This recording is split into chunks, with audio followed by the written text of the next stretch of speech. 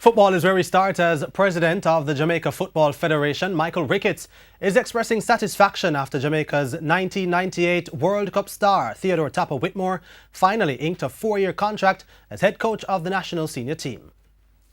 Following a roller coaster negotiation, which started last October and saw Whitmore resigning the head coach position and the intervention of the sports minister Olivia Grange, JFF president Michael Ricketts confirmed with TVJ Sports on Monday that coach Whitmore has now signed a 4-year deal which will end December 31, 2022.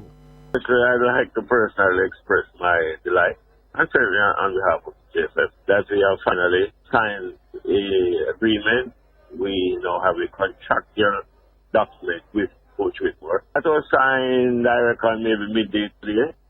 We had sent the draft to him last week, and he looked at it, and today we had a discussion on it. There were minor changes, so we got those corrected, and he thereafter signed the document, and the JFF also did. So we now have a formal arrangement with Coach Whitmore. While not disclosing the financial components of the contract, Ricketts says both Whitmore and the JFF are satisfied with the terms and conditions. Well, he has asked us, and we must respect his wishes, that we do not discuss his remuneration publicly, and I want to adhere to that request. So, but he is comfortable, all things considered, and like I said, we do now look forward to working closely with Coach Whitmore, and our aim and ambition now is to head for the World Cup in 2022.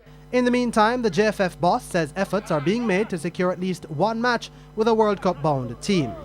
In fact, up to yesterday, I had a discussion with our agent, and he's still trying to make contact and still having discussions with teams, but we have not yet been able to come up with a formal arrangement.